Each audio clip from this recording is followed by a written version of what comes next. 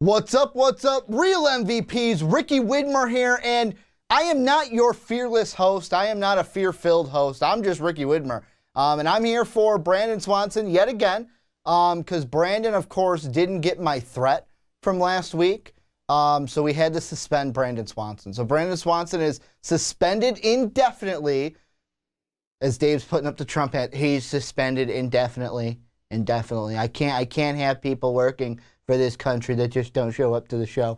No, Brandon's not suspended, but Brandon out for another week. We had way too much fun recording the Primetime Podcast. Didn't have enough time to record his show earlier in the week. He was out the rest of this week because, you know, he's a bum and takes too much vacation time. Brandon, I hope you're having a good time, though, because I'm still here in Chicago. But I'm here to talk to you guys and tell you what I think on some stuff. And you loved it last week, so I'm going to stay with the WWE. I got two stories I want to tell you about. First, the WWE, then I want to dip into a little bit of baseball. First off, in WWE, I want to pose actually a question, and this is coming off of, I want to say it was this past Monday night, where we get a match for SummerSlam that is Kevin Owens versus Braun Strowman again. And this time, whoever wins, if KO beats Braun Strowman by pin, countout, disqualification, anything, he gets the Money in the Bank contract. And the question I was asking is, should KO get the Money in the Bank contract? Should WWE write it to where he is the winner, he gets the Money in the Bank? And this is one where, for me personally, I'm torn right down the middle, because my first thought is, no, he should not. And it's only because of my emotional attachment to Braun Strowman.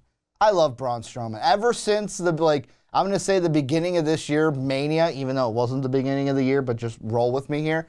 Ever since Mania, it seems like we're going to push Braun Strowman because he's the ultimate Vince guy. And he, to me, is the one that would be the one to take down Roman or Brock, depending on what happens at SummerSlam. Money in the Bank, I wanted him to get it. He got it, and then I was really excited. Then there's KO, where it's like, if KO did get the Money in the Bank briefcase, would I be upset? No, because he would be an awesome champion, especially if he went as a heel too. And then it's like ultimate booking here, so play with me here. If Kevin Owens gets it, then I can be like, oh, let's make a push to have Seth Rollins fight him for the Universal title. But I'm getting way ahead of myself. For me, this is where I sit. I'm going to go back to my first point. I think that Kevin Owens should not get the Money in the Bank briefcase. Braun Strowman should win at SummerSlam. I'll give my official prediction the Wednesday or Thursday before SummerSlam, so stay tuned for that. But the way I feel is, you've been pushing Braun so much and kind of hyping him up for this moment to take the Universal title either away from Roman Reigns or away from Brock Lesnar, depending on who wins at SummerSlam, or if he Alexa Blisses it and while Roman is pinning Brock, Braun just comes in and hits him with the briefcase or gives him these hands and kind of wins the match from there. Kevin Owens, to me, I think he would be a good champion, but that it would just derail everything that you've been pushing with Braun Strowman. Let him keep the briefcase. Let him get the championship. Let him run his course as a champion, and then you can move on from that. The Kevin Owens thing, I just think that maybe this will be the nice ending to the Braun-Kevin kind of debacle, because really it's just seemed like Braun just being a bully to KO. But on this first story, let me know what you guys think down below in the comment section. Do you want KO to get the briefcase? Do you want Braun to keep the briefcase? What do you think the WWE should do? Let me know down below in that comment section.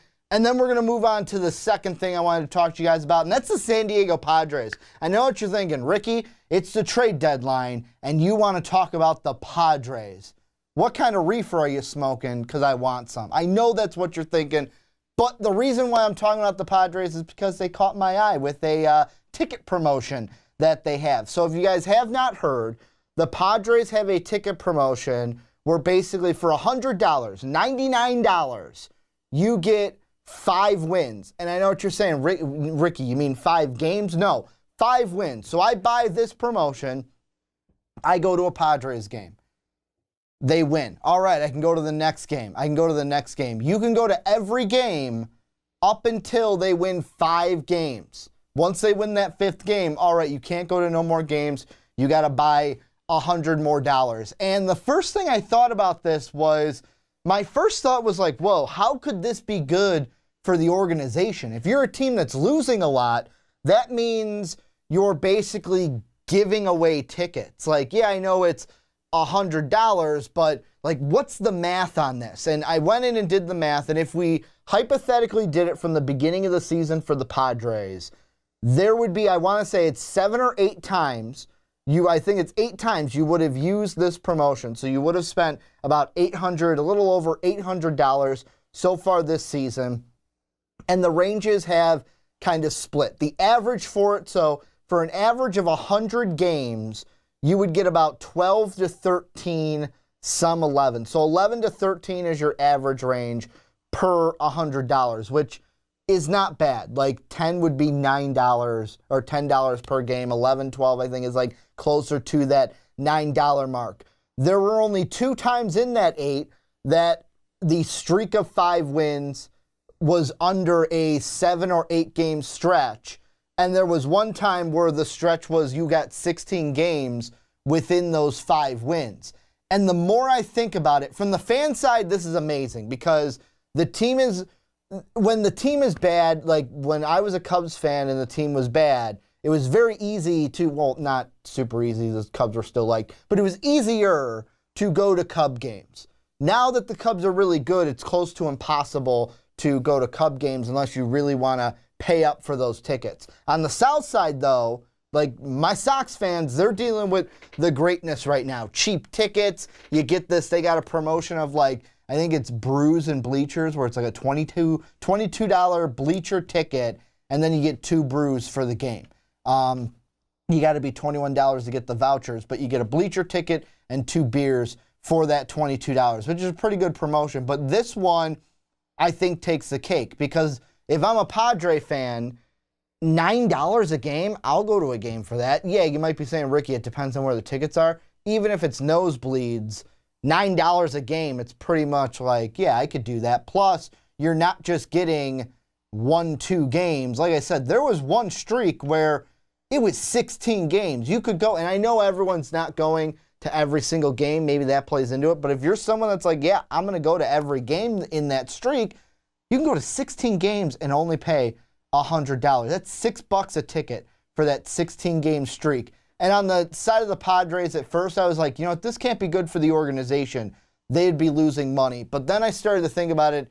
It's a win-win for both ways because for the Padres, it gets people going to the games when your team isn't doing well. It kind of is like, hey, here's an incentive to come see the team, although we know that it's not the best product on the field and we might not be winning a ton of games right now. I think the last time I checked, they were at 24 wins on the season. They're not at a lot of wins. That's basically, if we did the math, I said 8 times. What, that's 8 times 5 is, Dave, don't quote me, 40. Is that 40? 40 wins then. So I was off by a lot. So about 40 wins so far this season. This is where I let you guys come in. Tell me what you guys think, because this is a conversation. What do you think of the ticket promotion? Is it good for fans, bad for fans? Is it good for the Padres, bad for the Padres? Let me know what you think about the Padres story, as well as the Kevin Owens, Braun Strowman topic I talked about as well. Hopefully Brandon is back next week. If he's not, then I'm just going to have to throw out another pointless threat that's not going to go through. But Brandon, I hope you're back next week, because, or else this will just be That's What I Think with Ricky Widmer, and I would like that, but I don't know how much other people would like that. So Brandon will be back next week, hopefully. Tell me what you think down below in that comment section, and as always, have a good day, everybody.